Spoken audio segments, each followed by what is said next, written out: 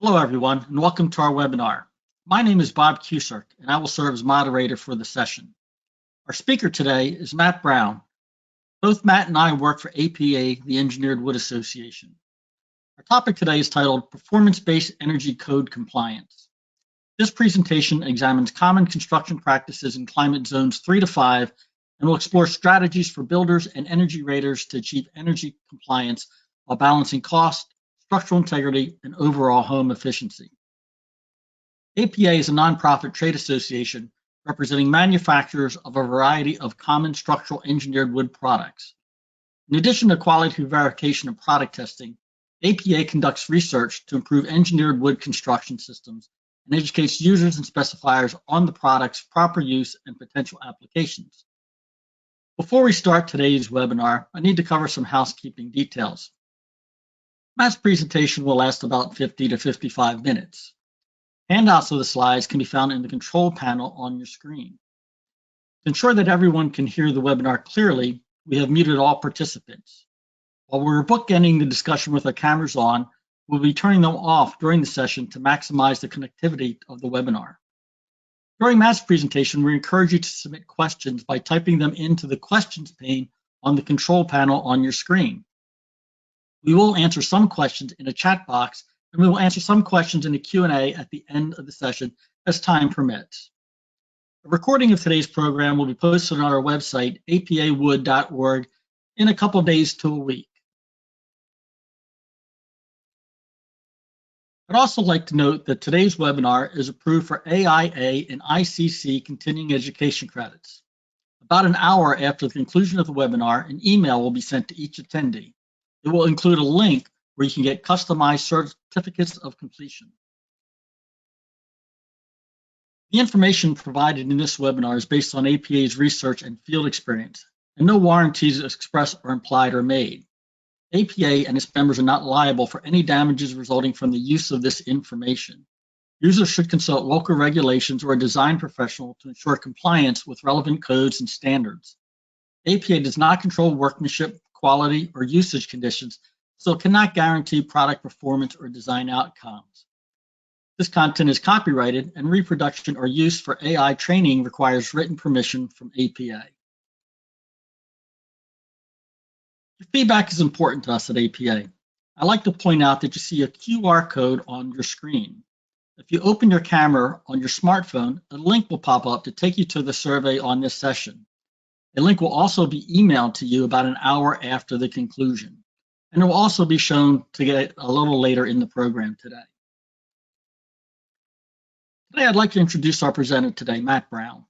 He's our Director of Energy Policy and Code for APA.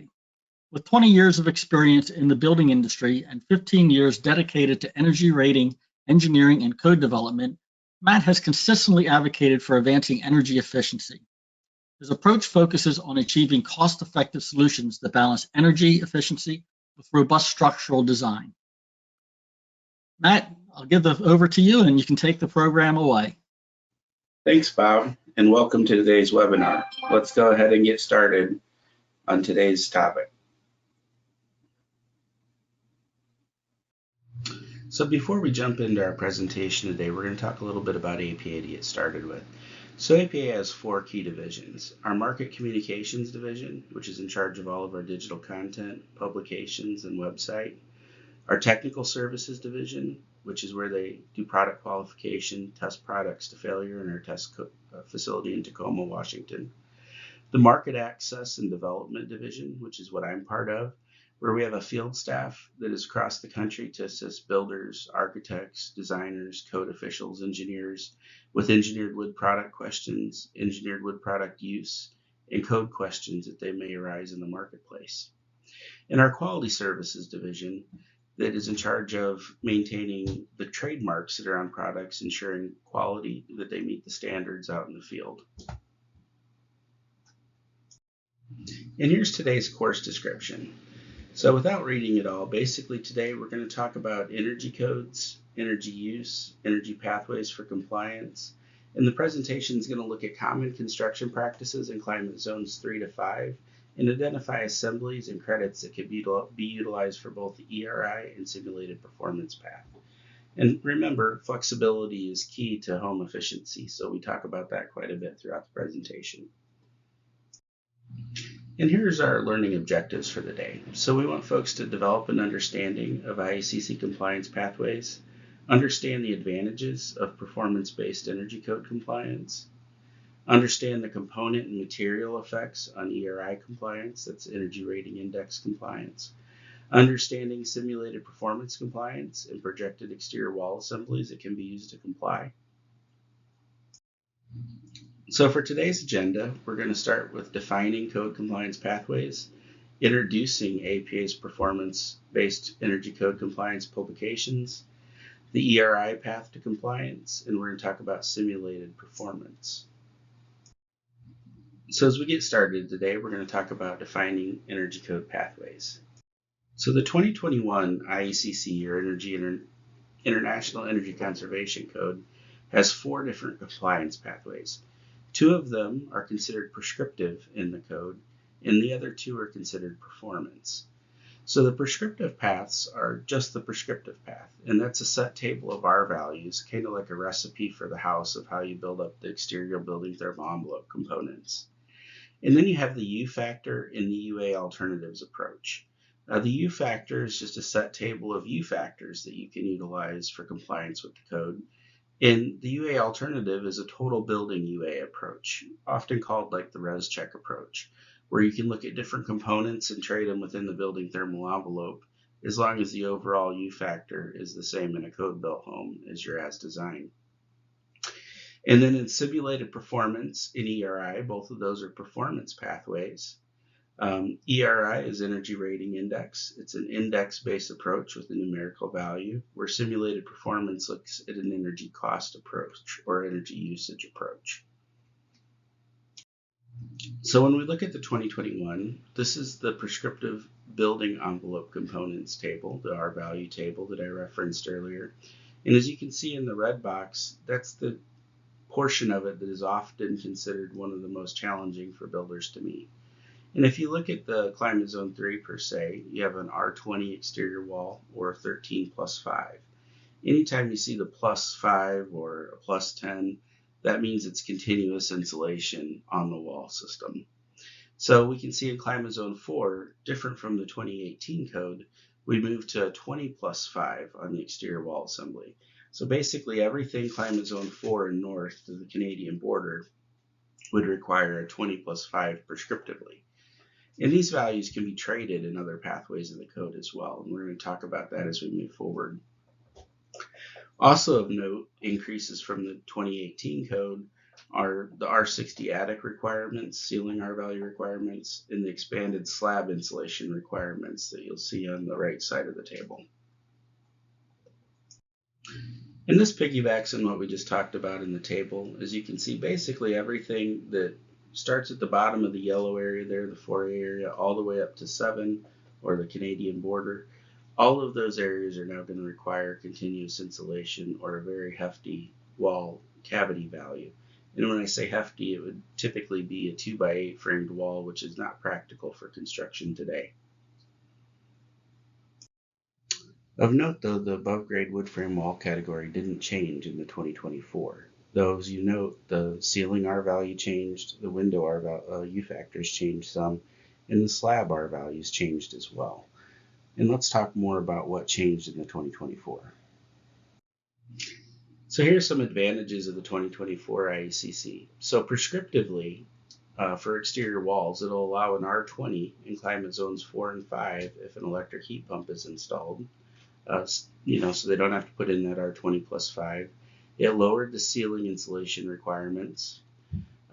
Adjustments to foundation insulation were also made for slab insulation, crawl space insulation. It lowered fenestration U factors, which that's an improvement in the code as far as efficiency goes, but they were windows that builders were typically already installing. It allows more trade-off options, and the additional efficiency items changed quite a bit, and we'll talk about that more as we move forward.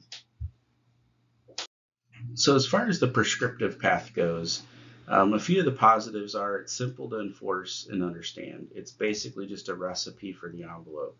And it's typically been the most recognized by architects, engineers, and code officials. So that's changing now that we've had the performance or prescriptive path in the code for a while. We're seeing more lean toward performance. Some negatives are it doesn't really offer many trade-offs. It has a higher cost to build and a poor return on investment. And it can be very restrictive. It's not as flexible as the other code pathways. The total UA approach is often dubbed the ResCheck approach because it's what the software that's been primarily used for many years. It is a free software from the U.S. Department of Energy. You can download it to your computer, or they have a web interface as well. No special training is really needed to run it, but it is limited on its trade-offs. So basically it's an R value for R value trade. So if you want to put a little bit more in your attic, you might be able to take a little bit off of your walls. So it allows trade-offs, but they're fairly limited. And there's a question about if they're going to offer state-specific versions moving forward, or whether they'll have to be a sponsor for that. And it's important to note that while I reference ResCheck in here, there are other tools, software tools, that can also be used for a UA trade-off that are code approved as well. And here's an example of UA compliance using the total UA path. You still have to meet all the mandatory requirements in the code and any section that's marked prescriptive as well. But you can see over to the right, that's what a typical compliance file would look like. This is out of REM software. You could also have it out of ResCheck as well. Either one are softwares that can be used for total UA compliance. So for the total UA path, some of the positives are the builder can run the program. Some builders and in-house designers run the program. It also allows some trade-offs. It doesn't allow a lot. It's fairly limited. On the negative side, it kind of speaks to that it's R value trades only. So if you want to take a little bit out of your walls, you got to put better windows in, better floor insulation, basement insulation, or you got to put more insulation somewhere to offset that. It has a moderate cost, so it's less than prescriptive for a home built to these standards, but probably more than performance based. And you still have to meet all the mechanical provisions in R403, like hot water pipe insulation and requirements like that exist in the code. That some of the performance paths, you don't necessarily have to meet those requirements. So the simulated performance path offers the greatest flexibility in the code, and it will credit things like tight infiltration rate, tight ductwork. You can go to resnet.us to find qualified rating companies. And an example of some softwares out there are RemRate, RemDesign, Ecotrope, Energy Gauge. All of those run performance assembly analysis. And here's an example of performance-based compliance certificates and calculations done in REM software. You can see over on the left you got the certificate. You can see on the right you have the actual performance energy analysis, and it talks about different segments of the code and the cost analysis for it. Some positives of the performance path, as I stated earlier, it allows a lot of flexibility in the building design. It allows a lot of trading off. It gives you options as a builder. It credits low infiltration and tight ductwork. It has a lower cost compared to the prescriptive path. Some of the negatives is that folks aren't as familiar with it. It really kind of started becoming mainstream in the 2009 edition, and there are pockets around the country that just aren't as familiar with performance as other pockets are. Though as we see kind of a drive to performance, we're seeing more and more areas being very familiar with performance compliance. And it requires third-party testing for infiltration. And in the 2021 code, it doesn't credit efficient equipment. So in the 2024, you can take credit for high efficient equipment and simulated performance. You can't do that in the 2021 IECC. So there's a stark difference between the two there. So the ERI path, or Energy Rating Index path, was put in the code back in the 2015 cycle. The envelope has to meet some backstop requirements, so it has some limits on the trading due to backstops that are put in the code. It does allow for credit for advanced HVAC systems, ventilation, lighting, appliances, and such in the model. And you can see that depending on the code you're in, Depends on the numeric value you have to meet. Now, this value is based on kind of the HERS index, so it is the ERI index. They're very similar in nature, where 100 on the index is a standard new home built to the 2006 IECC, and the lower on the scale, the better you are. It's kind of like a miles per gallon sticker for your house.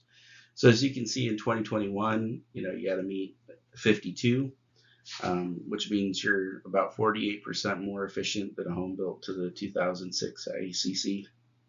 And then you can see it goes, the numbers change depending on the climate zone that you're in and the code you're in, whether you're in the 21 or the 24.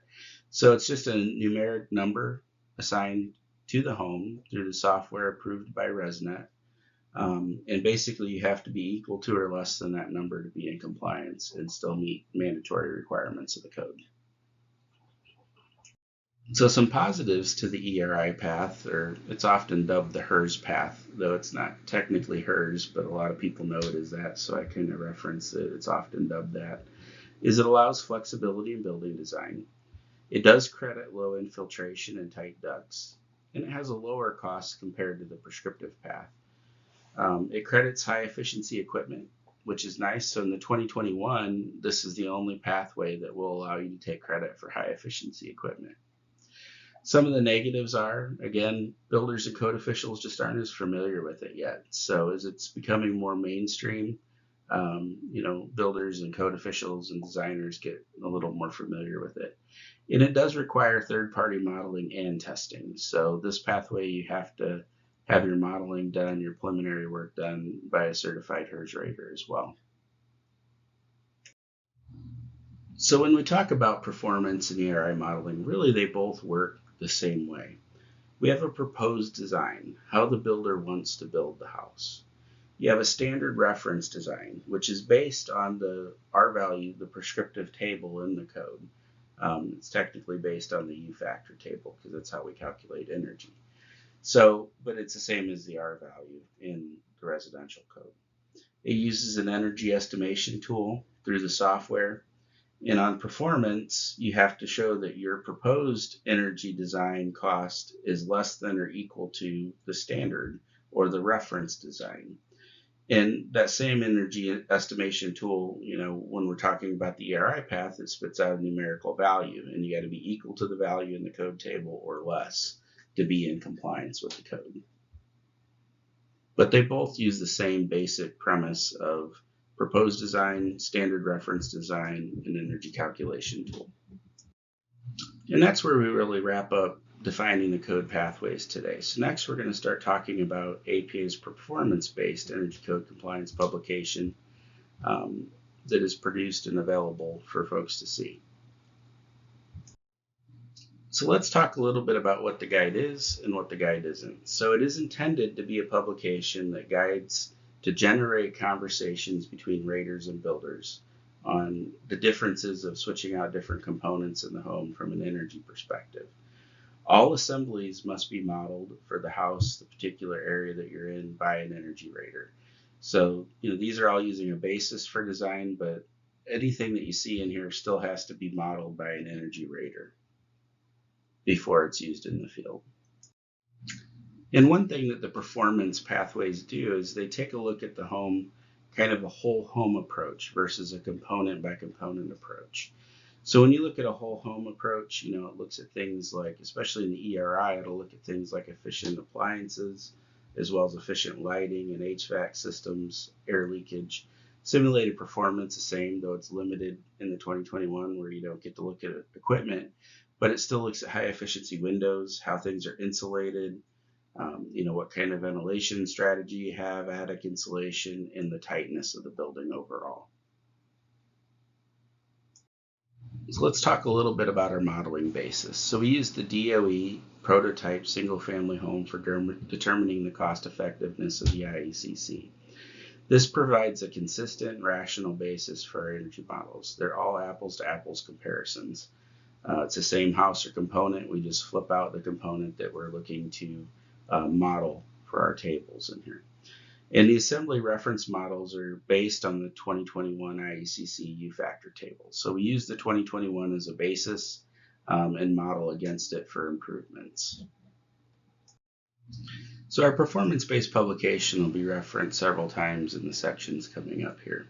But next we're going to move on to talking about the ERI compliance path and talk about how we can utilize index values or percents of energy and look at different components. So first we're going to start talking about wall assemblies, and we're going to look at some things like advanced framing, wall R value analysis, just of the walls that are there, different thicknesses of walls and insulation values that might use in those walls, and then continuous insulation added to wall assemblies or subtracted from wall assemblies to see the kind of impacts that it has on the overall energy use of the building. So first we're going to look at a 2x6 R18 advanced frame wall. So we're looking with a 5.5 inch header, 5.5 inch studs, which is nominal for a 2x6 stud, 1/2 inch drywall, an R19 insulation. So R19 is R19 in the 6.25 inch cavity. When you compress it into a 5.5 inch cavity, you get an R18 effective insulation value. 7/16 wood structural panel, exterior sheathing, and our water resistant barrier and our exterior cladding. And then we're also going to look at two other assemblies, both an R20 and an R23 advanced frame wall.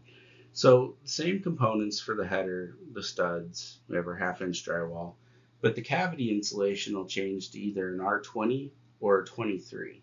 And a 20 can be found in both a blown application and a bad application, where a 23 is typically in a blown in fiberglass, blown in cellulose, that kind of application.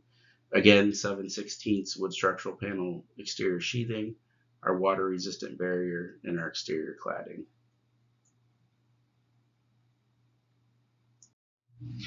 And this comparison kind of shows an overlay with the brown and the hatch of an advanced frame wall system versus a traditional frame wall system.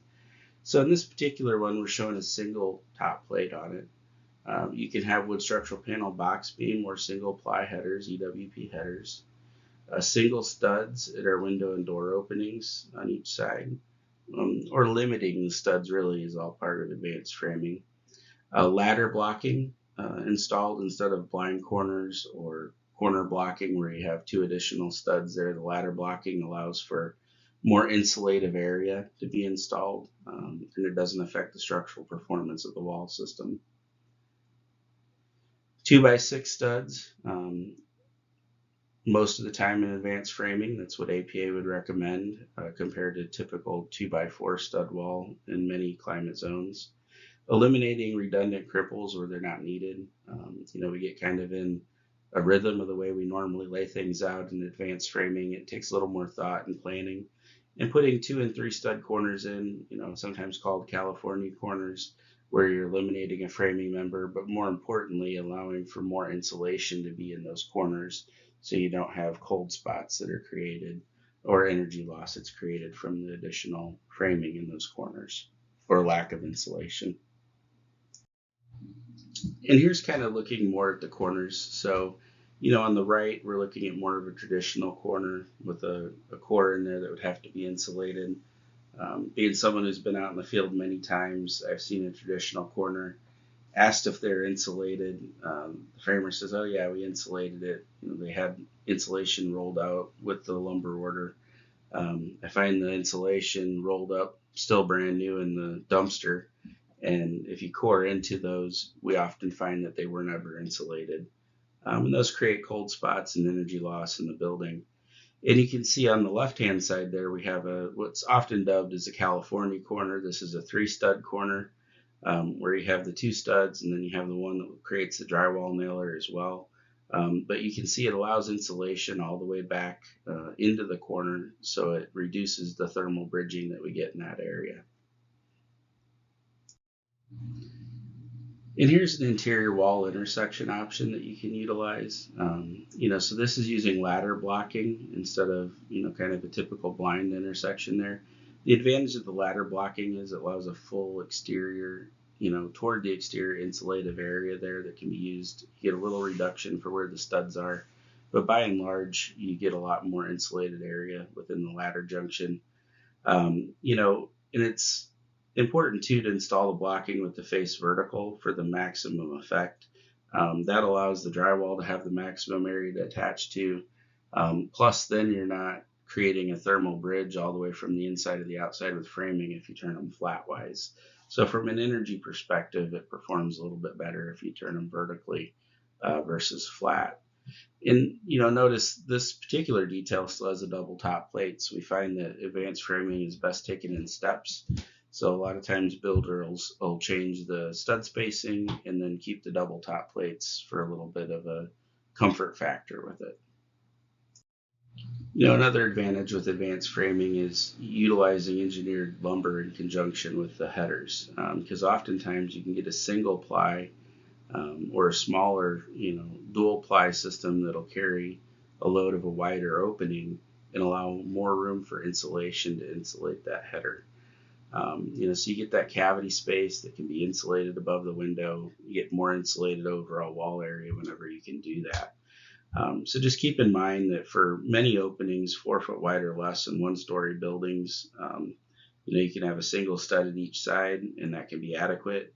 As well as oftentimes you can get away with a single ply engineered wood header as well. And the jack stud or approved framing connectors can also be used to eliminate those studs where the jack stud would be. So keep those options in mind too. You can see where they're allowed in the 2021 IRC as well.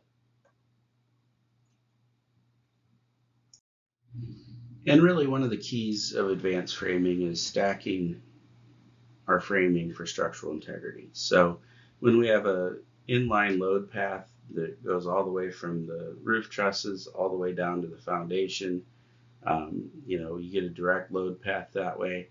And what we find with the 2x6 studs at 24 inch on center, they're 2.5 times stiffer than 2x4 studs at 16 inches on center in a moment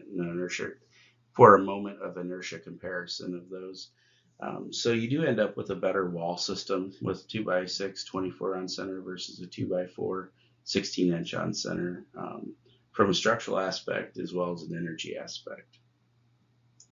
So for advanced frame walls, we looked at 3 different types in climate zones 2 through 7. So we looked at a 2x6 R18 wall that we talked about earlier. And you can see in climate zone 2, you save. So a negative in this table is energy savings. A positive in the table is you're using more energy than what the base code. So negatives are good, positives are bad, kind of in simplest form. So a -4, you save 4% in energy. That's pretty good in climate zone 2, 1% in climate zone 3.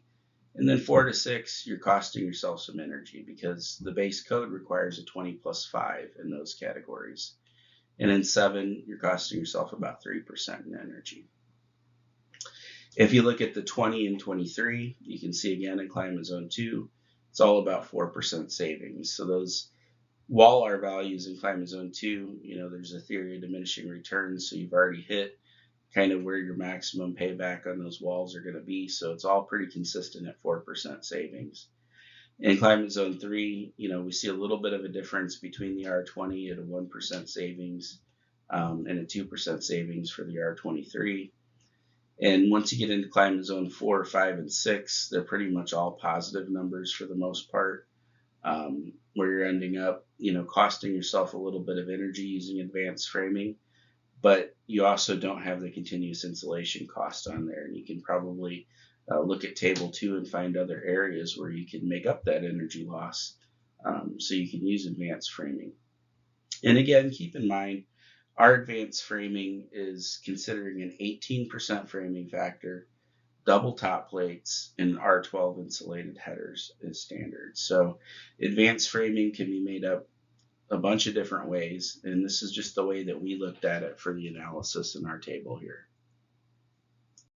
So now we're going to move on and talk about wall insulation, and we're going to look at several different insulation types, some advantages that you have from an energy perspective of different wall insulation types as well. So one thing that often comes up when we talk about wall insulation is, well, what's the difference between cellulose and fiberglass and sprayed in place foam? And really in our values and our value for this analysis. So we looked at the same wall in the same house with the same air leakage and determined the values. So an R13 is an R13 whether it's cellulose, fiberglass, or spray foam. There are advantages of different products from an air sealing perspective and things like that. That wasn't looked at. This was looked at an apples to apples comparison of the same wall, just changing the R value in the wall. So the type of insulation, again, can change it, but like spray foam, for instance, it's going to change it more on the air leakage side, while the R value is similar to that, especially open cell foam of just fiberglass and cellulose. So as we look at R13 2x4 wall, so in climate zone 2, that is the code basis. So it's a 0 points. You don't get any savings, you don't cost anything. In climate zone 3, if you go to that 13 wall, it costs you about 3% in energy. And that's because the base for climate zone 3 now is an R20 wall assembly. So if you're going down to an R13, it's going to cost you a little bit in energy. And then when you get into 4, climate zone 4, if you're doing that R13 now, it's about a 6% energy loss in the building. 5 is not recommended, and 6 and 7 really isn't applicable because in those markets you don't typically build with 2x4 construction that often. In R15 2x4 walls, you can see in climate zone 2, it's going to save you about 1% in energy because it's a little bit better than what the code minimum is. Climate zone 3, it's going to cost you about 2% in energy loss, but that 2% can be overcome pretty easily. The nice thing about the 2x4 R15 is those insulation levels are readily available in most markets for that R15, whether it be blown or bad insulation. Climate zone 4, as you can see again, we see that trend. Climate zone 4, it's a 5% energy loss that you have with keeping that R15 in climate zone 4, because again, the minimum code is a 20 plus 5 in the 7 for climate zone 5. So when we start looking at 2x6 walls, then this is with an R21 high density bat that's assumed in here. Climate zone 2, it saves you about 3% in energy. So if you're down in climate zone 2, you want to do a 2x6 wall high density bat, you're going to save about 3% in energy.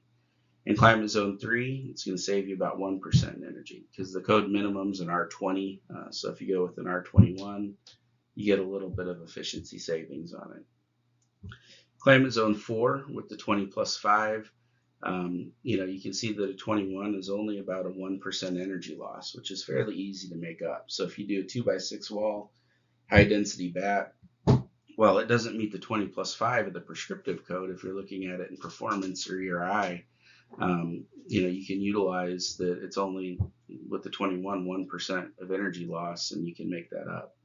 And you can see, in 5 and 6, it's a 2% energy loss. You get up to 7, it's 3%. But that's how this table can be utilized too, is looking at the pluses and the negatives and finding a solution that works for you as a builder. So we're also going to look at continuous insulation on walls and what the value of that actually is when we're looking at it from a thermal bridging perspective. And continuous insulation is again required in most climate zones 4 and north, depending on your assembly that you put together. We see R3 in the market, we see R5 in the market. Of course, we know R5 is required in climate zones 4 and north, so you see those are zeros down there for the R5. In climate zone 2, a couple things to point out as we get into climate zone 2 and 3. In climate zone 3, it's only a 1% savings adding R3 to the exterior of the home. So keep in mind that, we see a lot of different advertising, but when you look at switching out the sheathing and putting continuous insulation on, it's only a 1% savings. And an R5 only gets you 2% in savings. So this is an area where I often see that it's over-perceived in the market what the value of that continuous insulation is. And when you actually look at the modeling numbers, it's not that much in energy savings for the cost that you have to put the continuous insulation in there. And that's why you can overcome it so easily in performance and ERI modeling, utilizing those pathways and codes, especially in climate zones 4 and up, where you pretty much have a mandate for it there. So next we're going to look at some windows. So windows of a 0.28 U factor in windows of a 0.26 U factor. So you can see in climate zone 2, you get about 3% of energy savings whether you do a 0.28 or a 0.26. In climate zone 3, you get 1%, 4 you get 1%, 5 it's 0 because that's the minimum window by code in climate zone 5. 6 and 7 you get about 2% savings with it. The 0.26, again you get that 3% savings in climate zone 2, and then about 2% in savings across the board if you go to a 0.26 window. And yeah, we get the question, 0.26 windows are still available in 2-pane windows, 2-ply windows, so you don't quite have to go up to a triple pane yet to get to the 0.26. So for roof systems, we looked at a couple different options. So we looked at radiant barrier, deeply buried ducts by code, and those were added in 2018, those assemblies and the way they're used. And ducts that are deeply buried in condition and considered in conditioned space. And we'll talk about those in more detail in a few minutes. But if you look at radiant barrier, in climate zone 2, it saves you about 3% in energy. In climate zone 3, it saves you about 2. And 4 and 5, it's just 1. We don't really recommend them utilized above that. So in climate zone 3, one interesting thing about radiant barrier, if you look at what it would cost you as a builder to go from an R20 to an R15 2x4 wall assembly, it was 2% in energy loss that you had there. So you would gain 2% in efficiency just putting radiant barrier sheathing in, which is pretty common in southern climate zones. So that right there allows you to trade off your walls and maintain a 2x4 wall system with R15 insulation. The deeply buried ducts, so that's where they're buried under insulation to specified levels, and we get to count them in the modeling software as an R25 by code. And you can see that that's between 2 and 1% energy savings across the board. So not a whole lot, but it does give you a little bit just for pulling those ducts down off the rafters, putting them on the ceiling joist, and covering them in insulation. And then when they're deeply buried, considered in conditioned space, you do have some additional testing requirements. But as you can see, the energy savings from those are quite substantial, from between 5% of energy savings all the way up to 9% in northern climate zones. So it can be a big energy savings just moving those ducts into conditioned space or putting them deeply buried so they're considered in conditioned space. So again, here we see with our radiant barrier sheathing, we range from 3% in savings to 1% in savings, especially in their southern climate zones. As I mentioned before, this can be a big area where you can pick up efficiency for something that you're already doing. In most cases, for a lot of builders, you just got to make sure you're actually taking credit for it in both the performance-based analysis and the ERI path analysis. So as we get into the deeply buried ducts and ducts considered in conditioned space, there are some kind of guidelines for that. And one thing to keep in mind is that it ranges from 5% in savings to 9% in savings.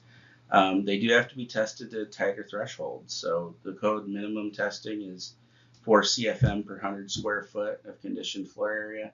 If you're going to utilize this exception in the code, it has to be 1.5 CFM per 100 square foot of conditioned floor area. So they got to be tested to a much tighter threshold. You also have to bury the ducts in insulation equal to the surrounding insulation. So if you're putting a 49, you got to have a 49 above it. Also look at what's called out in the energy code as far as how we mark and label those ducts, because you got to have flags on them, you got to have depth gauges around them. So that we know where the insulation is and we know where the ducts are so they're not walked on if someone has to get up in that attic. And this is deeply buried ducts. So this is a change that was put into the code again in 2018 that allows the modeler to consider those ducts at an R25, provided that we have 3.5 inches of insulation above it, 5.5 inches of insulation below it, that it's an R8 duct itself. And we have an R30 minimum surrounding it. So this is kind of a straight trade. There's no additional testing requirements on these. They do still need to be flagged and marked so you know where they're at in the attic. But you also get energy savings. It's not as great as the deeply buried considered in conditioned space. But as we know about energy code today, a 2% savings can be quite substantial and valuable when we're talking about performance modeling and ERI path compliance. So next we're going to jump into talking about HVAC equipment.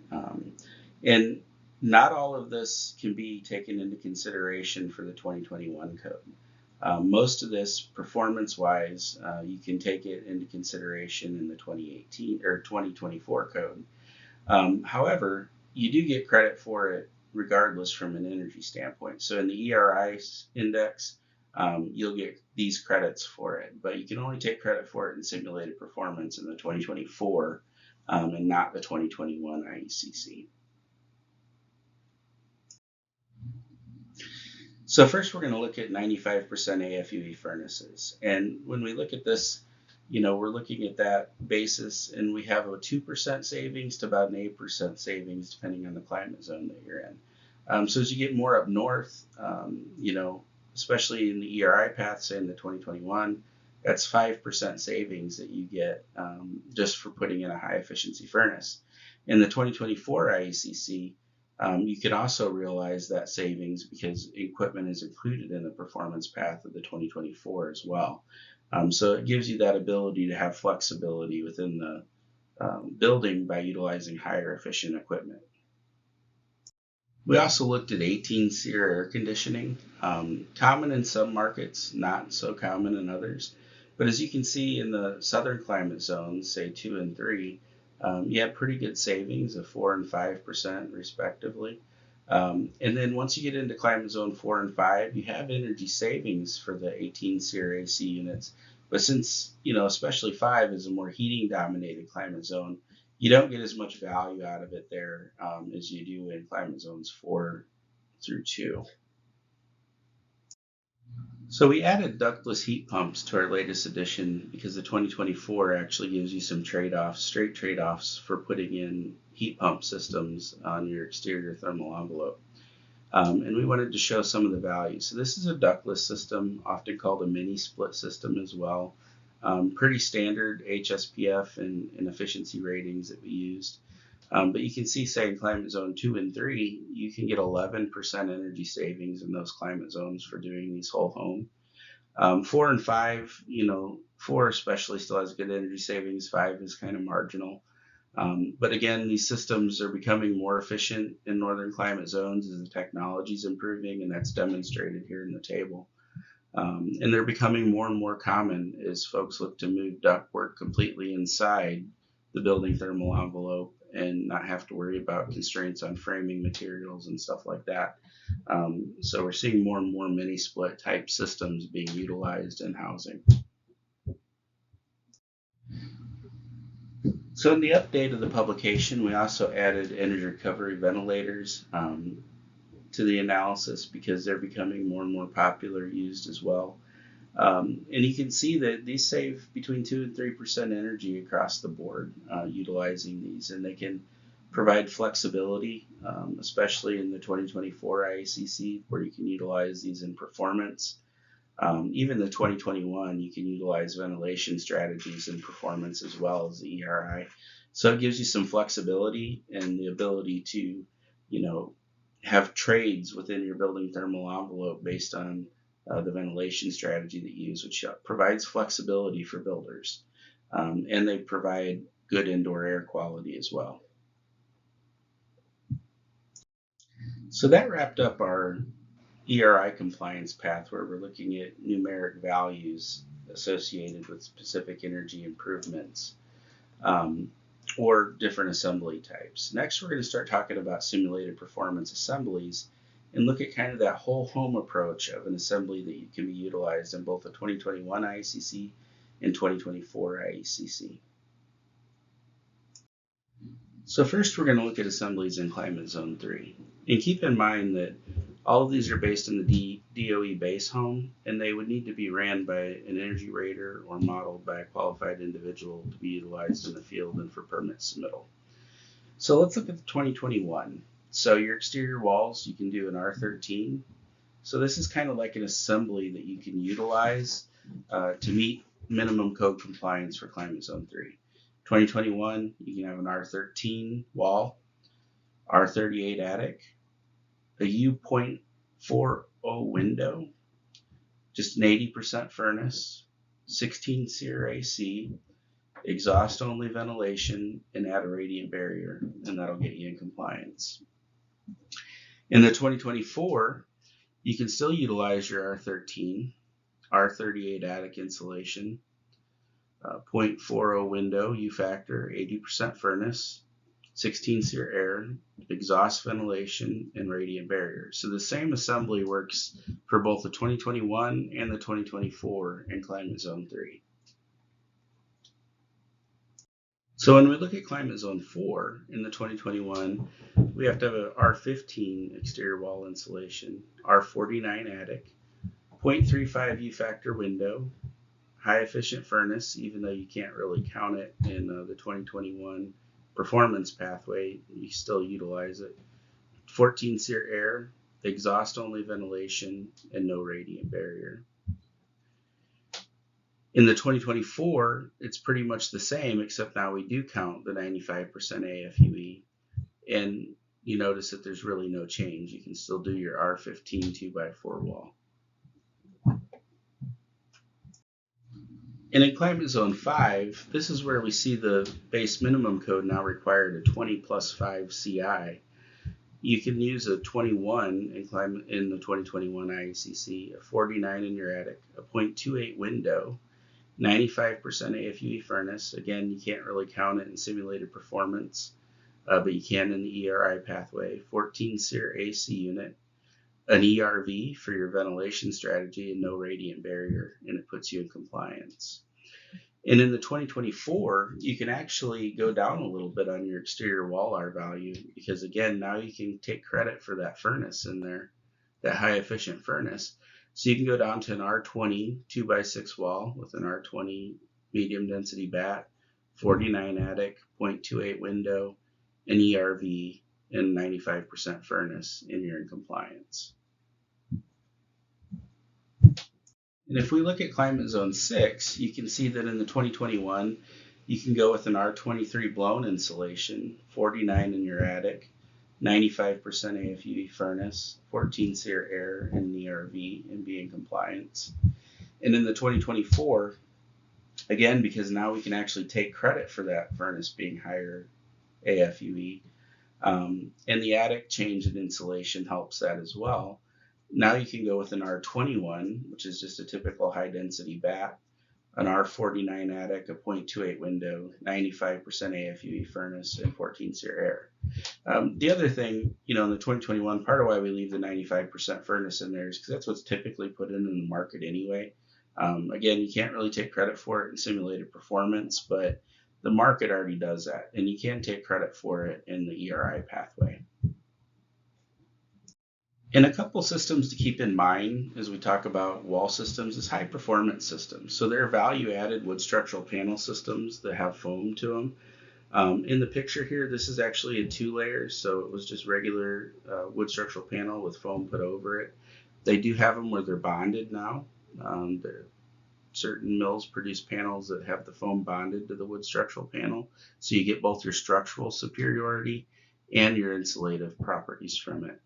And that's a dual layer sheathing walls. And then you have things like double walls as well. So where they have a complete thermal break between inside and outside, though, as I admitted earlier in the presentation, the thermal bridging isn't really that great when you look at the overall efficiency of the home. Thermal bridging typically accounts for less than 1% of the overall energy loss of a home. It's other areas that your money can be spent that you get better value for out of it. But always consider high performance wall options as well. And that pretty much wraps up today's agenda, where we went through all of our agenda items. And with that, I'm going to pass it back to Bob. Thank you, Matt.